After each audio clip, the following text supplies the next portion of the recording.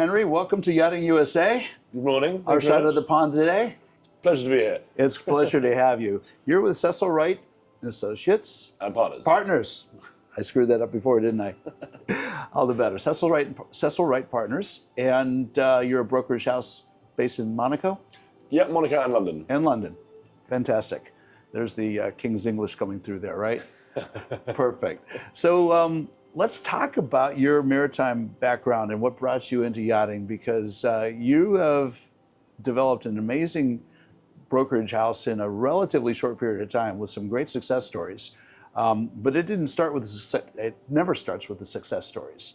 How'd you get into this space? What was the backstory to you being here? So it's a rather long story, but I started off as a young boy, as most of these people in our industry were, sailing. Hold it. Catch that? We keep seeing a common theme here. So many of our guests have actually started their maritime career, passion, sailing. Absolutely. I'm same thing. Little prams when I was 12 years old, Optimus. 11 years old. Optimus prams. Yeah. Yeah, all that stuff. So oppies, lasers, laser picos, 420s. I raced Hobie sailing cats. Yeah, I raced with my brother, Hobie Cat. All right. And a 420. Yeah. Okay. See, it's this common bond. I think when you get connected to the ocean, sailing's the best. I mean, you got the wind, you got the hull of your boat, you've got your wherewithal. You've got to read the winds, the seas, understand how things move, how you tack, how you maneuver. You go through a couple seasons sailing, you start to understand how the ocean works, how boats work. For sure. Yeah, and I think, I'm plainly sailing an oppie and sailing a 100-meter yacht are two rather different things, but they are connected, as you say. They are connected. I've always loved sailing, always. And I actually rather ironically sail a little less now as a result of doing this job. Because you're a little busier now. We're a bit busier, and you can't commit to 3-day regattas, really, if you've got people who wanted to see you on a short notice. Right. You don't let your crew down or your team down. No. So I still do a little bit of racing. I race in the Panorama Classic Series. I've done the Sun's Bartlett's Bucket a few times. Okay. So I'm still lucky enough to go out and race occasionally. That is a nice fortune. Yeah. Wow. Exactly. But yeah, St. Bartlett's Bucket again is slightly different to racing an oppie. Yeah, somewhat significantly, I'd say. Probably a little more exciting, a little faster too. A little bit. A bit more rosé involved. Yeah, for sure. That led you where? So that led me really to nowhere. At that point in my life, and I'd never considered being a yacht broker until I was really introduced to it. Plainly, I was aware of yachting and Sure. And what was going on, but my career was really I was destined to be a soldier. So when I was 16, I sat a scholarship to join the army. All right. And I was fortunate enough to win the top scholarship in my year. Sadly, I was also playing a lot of rugby at the time, which led to me having quite significant knee injuries. I was going to say, it's a pretty rough sport. Yeah. Anyway, it transpires that my knees weren't quite up to the task. Oh, no. And I've had 6 operations on my left knee and 2 on my right. So sadly, that precluded me from joining the British military. Does it make it challenging climbing the gangways and the stairways on these vessels? Being 6'5" does. Yeah, that it does. Not every boat's built for a tall man. That's for sure. There are sometimes advantages for being a little vertically challenged, like I am. But okay, so you dodged that bullet, no pun intended. Yeah. And so you segued somehow. Yeah. So it was a very tenuous link. My godfather's wife's brother-in-law. His wife, brother-in-law. Okay. Yeah, a nice tenuous link. He was involved with Edmiston. Okay. And he suggested that it might be a good career for me to go into. My family background's banking and finance. So yeah, we were talking the other day. Your family background in banking goes back, I think, longer than the country's been on here. Not quite as fast. It's 375 years. We're about to hit 250-year anniversary here. Oh right, well fair enough. Yeah. So a little longer than your country's been around for. But yes, we're having our 365th anniversary this year of our founding of our first bank. Wow, that's big. But anyway, so I'm a bit of a black sheep. So of my generation, I think I'm probably the only person who's not in finance. Okay. But I would dare say that in the world of brokerage and working with high net worth individuals, the finance background is helpful. It certainly helps to speak the language, to understand what it is clients are actually doing, managing funds. And, obviously people do all sorts of different things, but traditionally, if you're dealing with certainly East Coast US, Right. it's generally finance, in some way or other. So speaking the language helps. It has to. It has to. So, what brokerage did you go into? You didn't start your own brokerage immediately, No, did not you? at all. So I went in. So anyway, the opportunity arose to work as a junior broker in Edmiston. Okay. Working underneath Cecil Wright, who was at the time the lead sales broker at Edmiston. Fantastic. So a bit of history. He actually set up Edmiston with Nick Edmiston about 19 years prior, having worked underneath Nick as his so 2IC at Camper Nicholson. So you got some nice pedigree there for your mentoring. Exactly. So it wasn't like we came out of nothing. And Chris is an unbelievably successful guy. I'm sure he won't mind me saying that. I think he did something like 80% of the sales revenue for Edmiston. That's real. Which is pretty impressive. Yeah, It was that's a real. massive project under his name. Anyway, so I was selected to work as his junior. That's wow, what a tutor. Yeah, an amazing mentor to have. Yeah. So, and even now, 13 years later, I'm still learning on a regular basis. Well, I got to tell you, man, it's I'm many years in the industry, and every day I'm learning something, and it's always a good day when I do. So it's a process. I think the day you stop learning, you've probably hit a bit of a problem. Yeah. Well, then you've either gotten arrogant and apathetic, or you're dead. Yeah, maybe. But Not sure which one's worse. I'll stay curious. I like staying curious.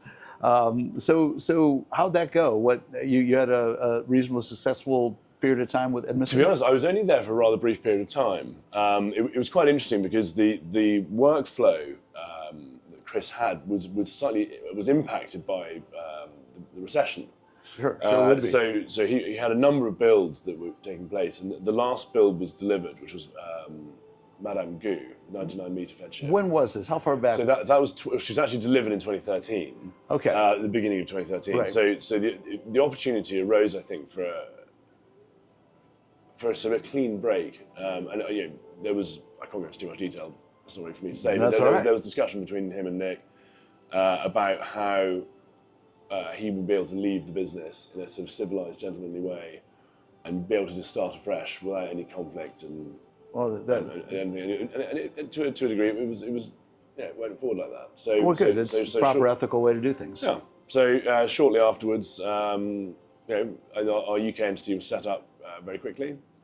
Simply because there's less paperwork, less bureaucracy to deal with, and our Monaco entity was founded on the 4th of June, 2013. All right. So doing the math, you're coming up on your 12th anniversary. Our 12th Wow. anniversary. But I got to tell you, I did my homework a little bit on Cecil Wright coming into this interview, and you guys are quite accomplished in 12 years. Yeah, and we've had a pretty good run. I mean, it was interesting because we started out the business thinking we were going to maintain ourselves at a very small size. So we were saying we'd probably be no more than 4 or 5 people for the first 3 years. By year 2, we were up to 10, I think, or 11. And now, as we sit here today, we're now at 22, about to be 23. Congratulations! Well, thank you. No, I mean it's a real thing. That's growth. Yeah, but the thing is, we have no aspirations to be one of these really big brokerages. We don't want to be a massive overhead operation. It was always, well, the initial plan was for every team member to be profit generating. Well, you want that in any business so you can get away with it. For sure, but what that meant effectively was we outsourced a lot of stuff. So we didn't have internal marketing, we didn't have internal accounting, right? We didn't have internal PR, just because we thought we didn't need it that often. Yeah, keep the overhead down. Exactly, keep the overhead down. So profit is turnover is vanity, profit is sanity, as we say. Right. Does that fit with your model, what you were describing to me yesterday about trying to take a focused approach to your brokerage? Exactly. So instead of trying, how do you differentiate yourself? What is it that you can do to make yourself stand out in a pretty busy market? And our idea initially was to just specialize in Feadship. It's a good brand to specialize in. Exactly. And Chris had delivered and built numerous large Feadships, so Hampshire 2, Madame Gou, Tango, and they were literally 1 year after the other, 11, 12, and 13. Right. And obviously in the brokerage market, he'd done numerous deals as well. So the question was, how do you differentiate yourself? And well, as you look across the spectrum, no one specialises in a particular brand. So we thought, well, why don't we specialise in Feadship? And we'll, our sort of 10-year plan was to be recognised as the Feadship specialists, which, well, as a national outset, was a good plan. It worked, and we had, I think it was certainly within 5 years. I think it was our fourth year. Had a phone call from a Feadship owner who we weren't in contact with, who said, I have heard that you are the Feadship guys. Can you sell our yacht? So obviously we'd be delighted to. Yeah. And then 4 months later, Kingdom Come was sold. 60.55 metre. Wow. Yeah, so the reputation starts to work. It starts to work. And then, the business grew. And then we suddenly thought, well, actually, dealing with just Feadship is perhaps a little restrictive. Right. So why not do a little bit broader brush? So we weren't going completely global in terms of brand. So why don't we look at Northern European pedigree? Sure. Because why is it we're doing this? Well, one is for the specialization, because no one does it. Two, you can't know everything about every yacht in the world. Impossible. There are so many yachts now. Yeah. You can, however, have a very, very good handle on a small portion of the market. So that's what we do. So when a yacht comes to market, or when a yacht is available off market, which seems to be a developing trend, which I'm talking about later on, we know what's going on, and therefore we add value. Whether it be adding value to the client who wants to buy the yacht, or whether it be to the client who wants to sell the yacht. Right. Because the other thing we're very big on is our connectivity with other brokers. We're not putting our guard up, putting shields up to stop people getting into our deals, in inverted commas. The deals are the client's deal.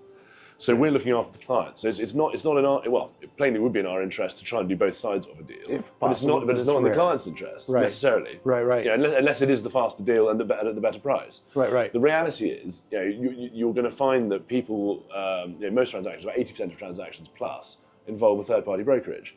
So reputationally, we are extremely open to deal with anyone. So collaboration. Yeah, of course, but it's the way to make things work. It's crazy. As it should be. To limit yourself out of greed is wow. It's not the right path. No. In this industry particularly, the collaboration, when you see it, it can get magical. And I've seen both sides of that coin. I've seen brokerage houses that are very, very tucked in tight and have no interest in any real collaboration, and particularly a lot of the independent brokerages seem to be very open to collaboration. And it's one of those things where I find it rather mysterious that because you have elected to have a very large overhead, you feel that you deserve to bully a smaller broker or brokerage out of an element of their commission because your business costs more to run. Yeah, and you decided it. to do that, right. so you can suffer the consequence. And it is fascinating, actually, because when you look at who's actually doing these deals in this very large segment, right, about 50% are done by brokerages of my size and smaller. To the point of guys who are one or two people, who are doing these big deals, and you can't. Why would you say to someone, well, actually, I'm only going to give you 80% of what you're actually due, because you're a one-man band and I can bully you. Yeah, that's wrong. Yeah, it's nonsense. No, that is nonsense. So I'm vehemently against that. I've always been against bullying.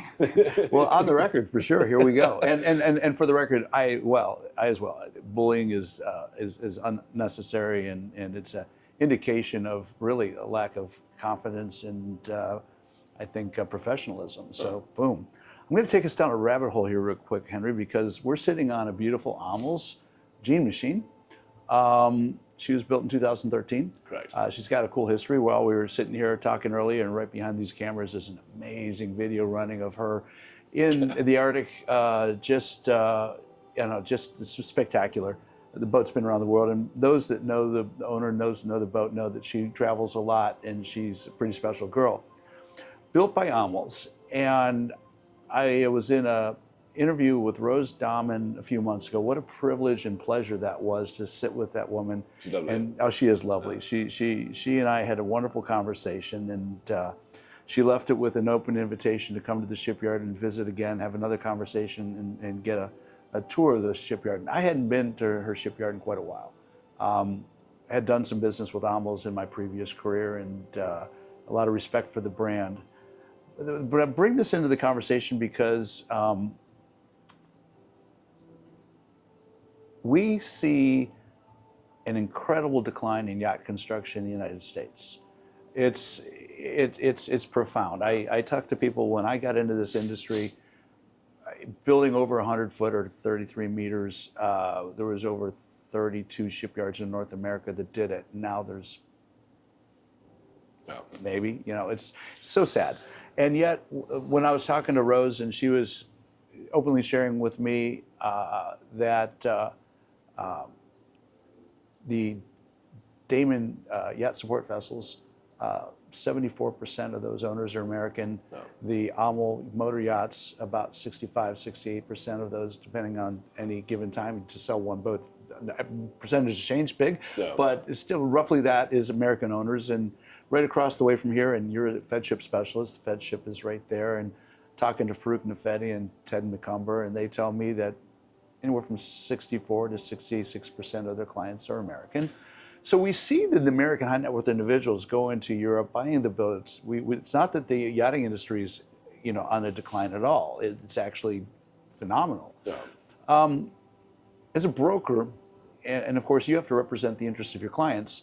What are your thoughts on that? Do you because we've seen a couple big boats built in the States. Sure. But a lot of one and dones. So is the U.S. manufacturing out of the game forever, or is there an opportunity to bring it back into the industry with the right group, the right organization, the right product? My suspicion is, and I think it's probably pretty well understood, that the main reason for that is the strength of the US dollar. If you can get an equivalent product for less money, you're going to do that, right? It'd be kind of remiss of you to not consider it an option as an option at least, at the very least. Right. So and we saw Fitzroy, Alloy, and McMullen and Wing. They were the victims of New Zealand's own good stable economy. Right. The Kiwi dollar got so strong it just busted their export market. Yeah, they did. Which is such a shame because three good brands and three really good boats. And Alloy in particular, regarded as the pinnacle of sailing yacht building. Oh, I know. I wish we were on the subject. We were fortunate enough to sell Kokomo. Great boat, by the way. I supplied equipment to that boat. Yeah, the last big one. Yeah. I think it still has the largest asymmetric sail in the world. Very cool boat. Yeah, very happy new owner. Yeah. They did build a couple of motor yachts too. They did, yeah. Well, they built. But the hulls look a lot like sailing yachts. They certainly do. Cool boats. Funny, Royal Husband almost did that. Yeah. There was a bit of a lull in sailing yacht demand, and they would look at Winch did an amazing concept design called Project Dart, which looked very, very good. They actually ended up building it at Heaton in the end. But it was a cool, very cool. They built Arcadia many years ago. I was involved in that project too, and that was, I think, their first big real motor yacht, and that was a really beautiful motor yacht for an American client. And you could see the DNA of the Huisman sailing details and the lines, and just great boats. So Northern European builders, by and large, have a reputation for building just the best of the best of the best. And U.S. clients recognize that. Of course. If you think Feadship was set up specifically to sell to the U.S., that is why Feadship is Feadship. That's right. I think the figures you get, you mentioned, the way we see it, it's about 60%-ish. So maybe a little over. And with obviously the Russians out of the picture, it probably is increased to 65% or so. Yeah. They used to be about 11% of the market. So it would make sense. But with the Damen support vessels, that plainly is a much bigger weighting than the average. It is. Which I find ironic in that we have an amazing shipbuilding industry for commercial, and there's a fleet of OSVs in the Gulf of America that is ideal for conversion into support vessels. Sure. It's kind of like how Damen got into that space. Well, exactly. I mean, Garçon was sort of the forerunner, wasn't it? It was extraordinary to see, and then. But in the same way, actually, the whole sort of chase boat thing, the sport fish, well, it's not sport fish, but the sport chase boat thing, that was started as an American thing. All those Intrepids. Oh yeah. And then suddenly everyone has to have. If you're in charter, you have to have. Of course, but absolutely you have to. And it's got to the point now where it's not just a sort of plastic boat with outboards. It is a beautifully built boat via or Fjord or any of these guys. Well, have you seen the Valhalla that the Viking brands put out? Yes. Spectacular, spectacular. It's got bright work. You wouldn't expect bright work on a center console kind of sport boat, and they designed those boats specifically for towing as well. And so it's interesting the different moves that part of the industry has made to play with the big boats and be part of the large yacht industry, which is, when I was in the beginning of the industry, you almost never saw a big boat towing a little boat. It was it seemed silly. So you just carried your little, 5, 6, or 7 meter tender on board, and that was good enough, right?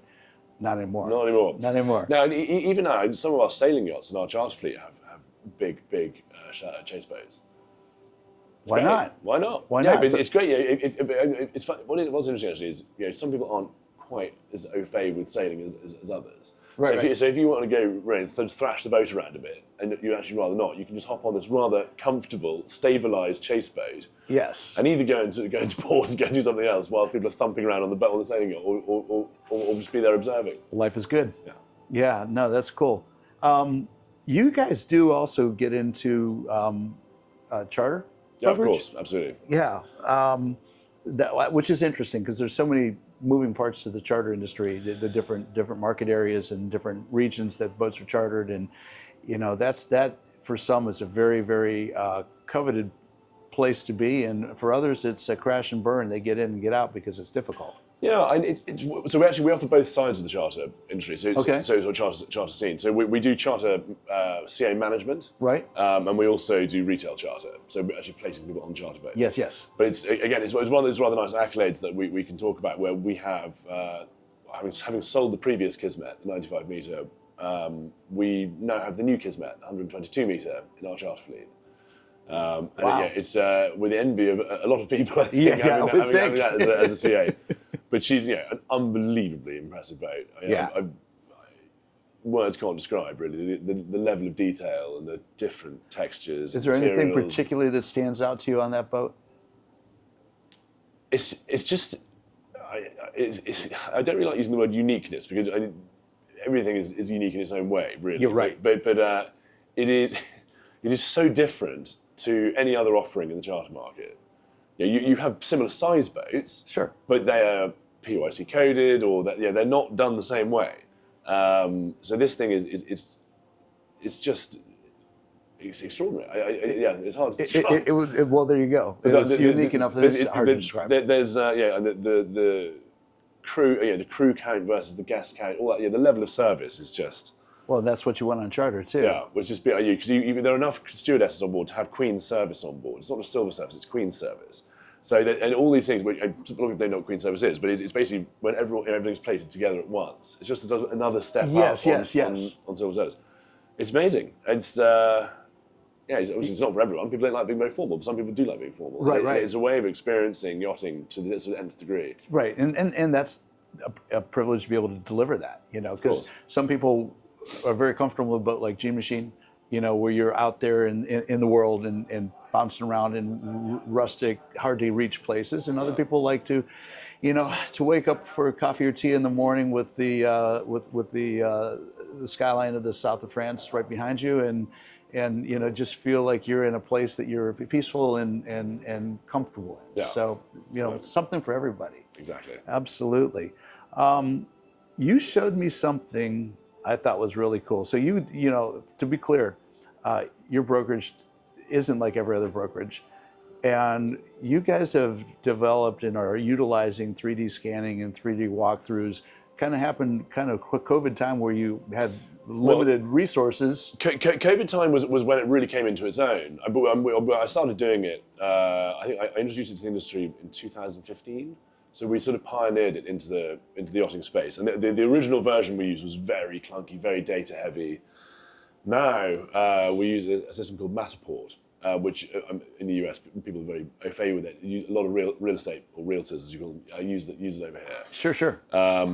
As you mentioned, in COVID it kind of came into its own. We had a bizarre situation where we were selling a 62-meter Feadship called New Hampshire. The yacht was an Imperia. I was in North Yorkshire at my father-in-law's house. The captain of New Hampshire was on the new boat, Grace, which was another yacht we'd bought for the owner, with the old Kibo, the 82-meter Aberking Rasmussen. I think the buyer, I think, was in Wyoming or something like that, and his broker and captain were in Florida. Using this 3D Matterport system, we effectively had like a yacht show walkthrough, which I conducted over Zoom. Having never heard of Zoom. Completely virtual. Completely virtual. And at the end of the tour, I said, "Thank you very much. It's been good to meet you," and et cetera, et cetera. And we ended the call. And by the end of the week, we had an offer. And he bought the yacht without ever physically seeing it. Wow, what a story! Which is pretty interesting thing to do. And I've sold numerous yachts now to people who've never physically seen them. Including, that's incredible. Including large Feadships, two big Feadships. Well, what you showed me yesterday was pretty remarkable, because you can go deck to deck and you create. You even showed me a view from the jacuzzi. Exactly. I thought that was so cool. I was waiting to see your toes show up there. No, it's great. The problem is, with a very large boat, particularly.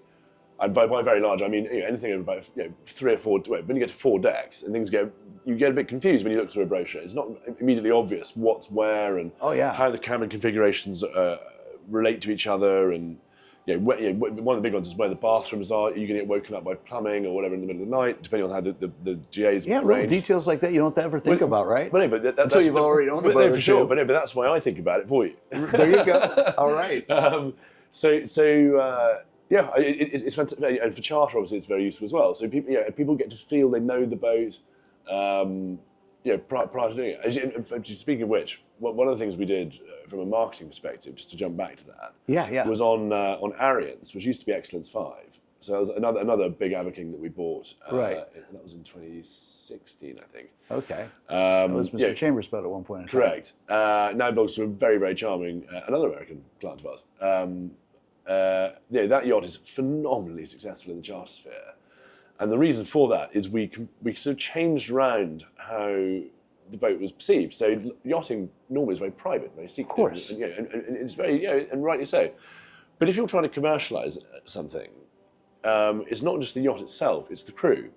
So we had a big push on Jared Watney. I'm sure you know. We put him on board. We had Dean Harrison, the chef, who is now on Project X, I think. Right.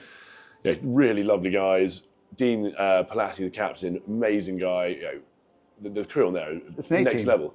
But the interesting thing was, we put out a load of social media about the crew, and therefore when the guests arrived, instead of taking a day or two to understand who the crew were and kind of remember their names, because it takes time, you could arrive knowing the crew. So your week of charter is a week of full enjoyment. You're already imbued in the the boat. You know the crew, right? And you just just get going and have a really lovely time. And it was a really successful way of doing things. Well, Henry, one of the trends we're starting to see are the social media charter involvement with crew and captain. I was on board unbridled during Flibs. One of the reasons I was brought on board, we did a couple seminars on board, talking about charter with panelists and all that. I moderated, and we had hired special people just to create social media and video content, and other programs like Loon and others have had a big run at putting out a lot of their own social media. The crew doing their own social media, creating this kind of like this video we're seeing in the background here.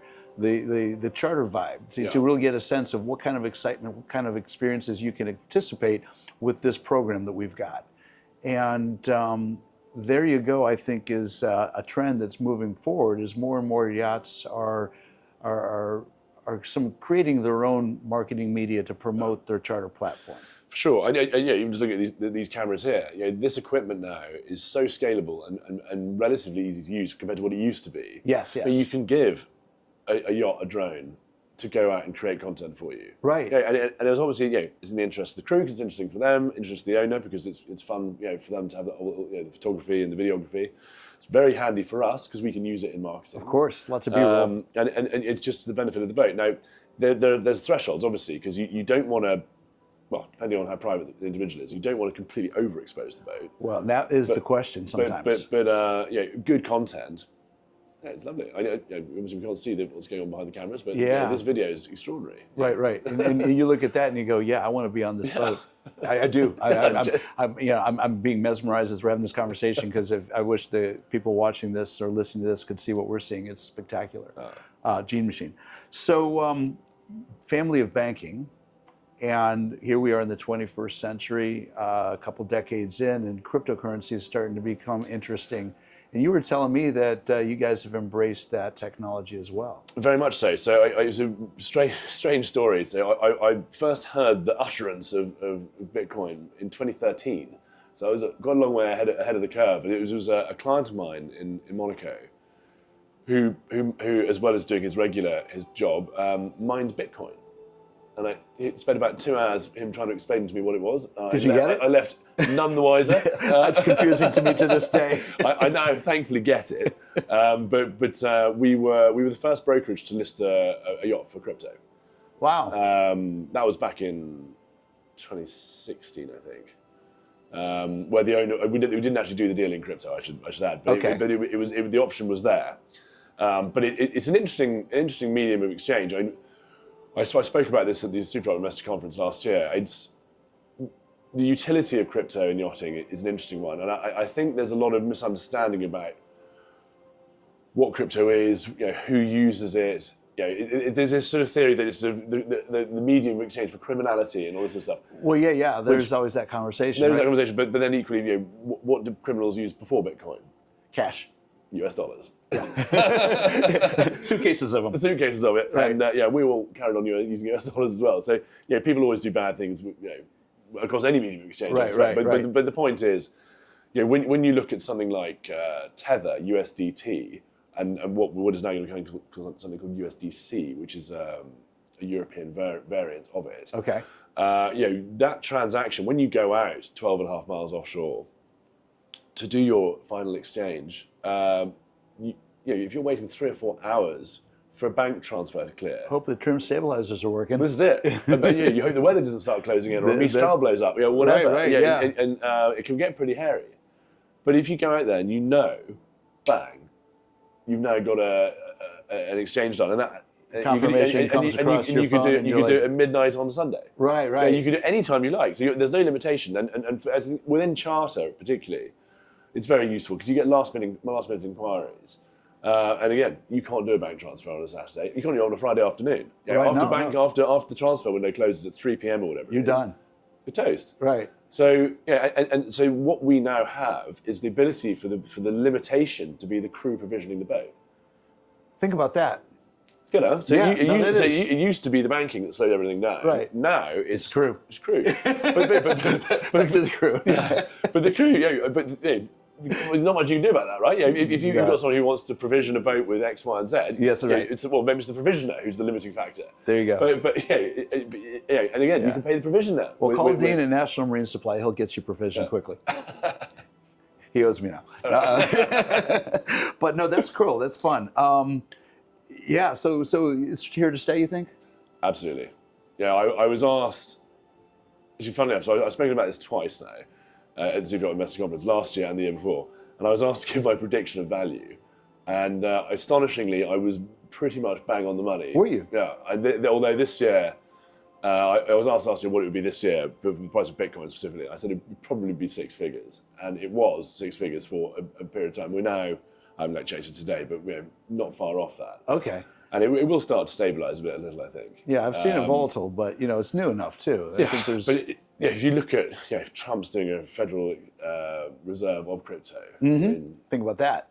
Yeah. They want some validation. Yeah, I'm not saying it's financial advice, but it'd be remiss perhaps to not look at it in some detail if you've got some capital spare to invest. Yeah, no, it does make sense. And think about back in 2013 when you first heard about it. Had you taken, a few $1,000s and just tossed it in there, what would it be worth today? So unfortunately, I can tell you a story about that. Yeah. So part of this conversation I had with this chap, he said, "Give me your telephone." So I passed him my phone. He got his phone out, tap, tap, tap, tap, tap, passed my phone back to me and said, and I'll never forget this. He goes, "I've just sent you 10 Bitcoin. Welcome to the financial revolution." So 10 Bitcoin back then. Yeah. Yeah, that was $230 a Bitcoin. So he gave me over $2,000 as a sort of thank you, or Wow. to demonstrate what was going on. He was mining 500 Bitcoin a day at this point. So to give me 10 was generous, but Right. Right. Anyway, today, at one point, that was worth over $1 million. Wow, Right? Henry. So, put that in perspective, I rang my family office and said, "Can you buy me £10,000 of Bitcoin?" The reply, "Never heard of it, sounds speculative, we don't advise." End. Anyway, that'd be worth like 5 million or something. Wow. Think about that. Jeez, opportunities come and they go, and it takes a little bit of brilliance to recognize opportunities sometimes, or a little bit of guts, intestinal fortitude, whatever that looks like. But when you talk about how Bitcoin can help you quick to close and all of that, you were also telling me that your brokerage is one of your claims to fame is you get deals done quickly. From listing to closing. So we have a sort of unusual, well, not unusual. We have a great track record where our listing to closing is faster than any other brokerage that I know of, for sure. Our average time of market for a Feadship is about 3 months, and our average time of market for other pedigree yachts is around 4 to 5 months. If you consider that most yachts, I've done a lot of analysis on this. It's kind of one of the things I like doing with my free time is a lot of your free time analysis. Yeah. Spreadsheet guy. Spreadsheet guy. So you look at time on market, reductions in price, estimated cost of running, and you suddenly you factor. If you come to me and say, "What's my yacht worth?" and I say it's worth 10 million euros.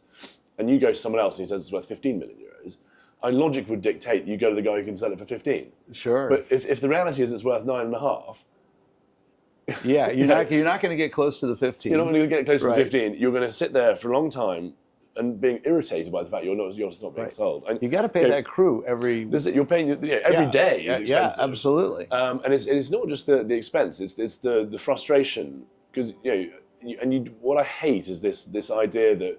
The best day in your life is when you sell your yacht followed by when you bought it, whatever the expression is. And unfortunately, people do get upset by not being able to sell their yachts, and it's something I suspect will never stop in this industry because why wouldn't you try and win a listing by of course if they can set your expectations high, and it's like a sort of game of pass the parcel. Eventually the price comes down, and are you still the CA? Yep, maybe. Okay, so then you manage to sell it. Yeah. Or do you just list it appropriately with somebody who's actually giving you some honest advice and demonstrated why the value of your yacht is such? There you go. And then you sell it. And it's taken us a number of years. We're still doing it now. All that data we've collected over the years, I can demonstrate it very quickly and very succinctly to a seller or to an owner as to where their yacht is positioned, why it is. Yep. And then go from there, and then demonstrate what will happen to you if you try and beat the market. And the thing is, back in the day, you could beat the market. Now there's so much data out there. I was going to say that's what's changed. It's right? very, very difficult. But actually, funnily enough, the market is changing quite quickly. So we're seeing an awful lot of yachts being sold off market or not publicly listed, which is a term we're using now, NPL. Where we are seeing yachts achieving better prices and quicker sales when they're not overtly publicised. That's interesting. Which is quite extraordinary. So I have three yachts at the moment of considerable size. One's over 100 million, and the other two are not far off. One of them. I don't know how much I can say here, but one of them was under offer within 3 weeks. Henry, that's profound. It's extraordinary. It is. It is extraordinary. But if you look at I wrote an article about this the other day. If you look at what is selling at the top end of the market, of the 4 biggest sales in the last 12 months, 3 were off market or not publicly listed. Wow. That's a trend then. It is a trend, and I think a part of it is the privacy element. You know, so you don't. It's why I was discussing this last night with a client. You know, say your yacht is your prized asset, and you sort of laud it as your object of success. Right, right. Yeah, so you've sold a business, or you've done something which has resulted in you having this beautiful trophy asset. Now your life continues. You may have done some venture capital or whatever, yeah, and suddenly you've made a load more money, and you're like, right, I'm going to build myself a bigger boat, or I'm going to buy another boat, whatever it is. But equally, you don't want people to know you're buying another boat for whatever reason, or you don't want them to know you're building a boat. Sure. So suddenly, this yacht you have, as your new one comes to delivery, or you find the perfect upgrade for your current boat, you list your yacht publicly for sale. The concern is, oh, is this guy in financial trouble? Yeah, what's going wrong here? Right, good point. And it can raise question marks. And plainly that's not the case for the majority of instances. And the other benefit of doing these very large yachts is, normally it represents such a small amount of your net worth relative to, say, a £4 million Sunseeker owner. Right. It might represent quite a significant amount of your net worth. Right. Yeah. Sure. But it's you don't need the optics of that. No, for sure. Right. But it's quite an interesting perspective to take. But it does appear to be quite an effective way of selling yachts. And I guess one thing about it, again, going back to our willingness to deal with the industry and the collaboration and the collaboration is, I had phenomenal outreach to brokers on every corner of the planet.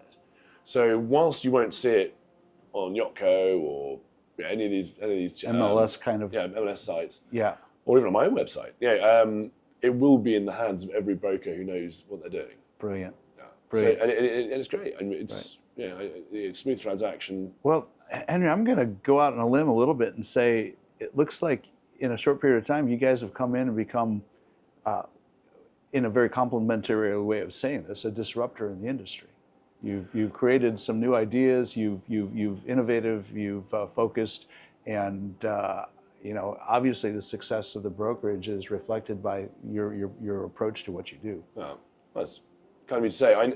I think we're disruptive. We're mildly. I'd say we're a disruptor. It's probably a bit far beyond, but. I like to see change. When I came into the industry, it was pretty antiquated, to say the least. If it ain't broke, don't fix it kind of mindset. Well, that was the thing. And, I came in with a fresh pair of eyes and just thought, there's more to be done here. Yeah. And I have to say, I would implore any broker to use this 3D scanning technology. It is so good. It is very. I do it myself. So I used to employ a chap to do it. From externally, right. Who did real estate, and he never quite got what you wanted, because he didn't understand yachting, so he didn't understand what it is to look for, angles, perspectives, There's details that you know about. The things I know about that would be interesting to a client, above and beyond just the obvious, like walking to the main saloon sort of thing. Right. So I do it myself. And people ask me, why you're a partner in this quite successful business, why are you going to do this yourself?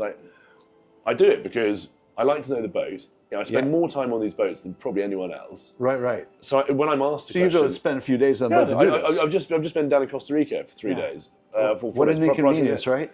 A mild inconvenience. There are upsides to this, of course. Yeah, absolutely. But so I know the crew, I know the boat, and therefore when I'm asked a question, right, I can give an accurate answer, and that's the thing. Right. You have to add value to any of these transactions, and do. your knowledge and understanding of these vessels is integral to that. Well, I'm gonna close out with a couple of thoughts here, Henry, because one of the things I do advocate. I was at a gathering last night with YPY, Young Professionals in Yachting. They had a few people from the European chapter and the American chapter here, and I've always admired that organization because it's come in to give young people that come into our industry a leg up. They have mentors and they can collaborate and work with each other to answer questions and figure things out and grow and scale their businesses.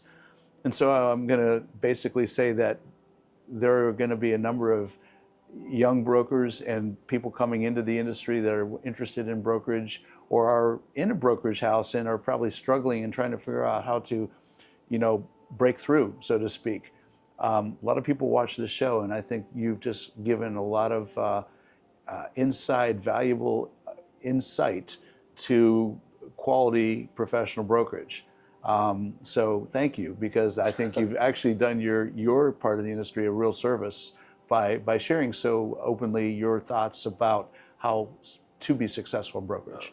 That's a kindness. Honesty is the best policy. I think Always is, it's the biggest takeaway. Yeah. Well, too, when you're doing well, you can afford to do well for others. I'm a big believer in that. And you're a young man. You've got a long future ahead of you here in this industry. It's going to be an interesting ride, isn't it? Yeah, I'm looking forward to it. You should be. You should be. So I look forward to crossing paths with you again in the near future. I'm certain I'll see you on the docks in Monaco, likely. No doubt. And between now and then, it'll be fun to see what you accomplish, and be fun to follow up with you and hear a couple more stories come out of this summer. I'll be delighted. Get some sailing in. If you can find the bandwidth in your schedule to do it, but that'd be a great way to recreate a little bit too. For sure. Wow, Henry, thank you so much for your valuable time. I hope you had a good time here in Palm Beach, my hometown, more or less, and let's make it a great day, right? Splendid. All right. Pleasure. Thank you. Thanks so much. My pleasure. Cheers. I appreciate it. Yeah, and until the next time, I'm out of here.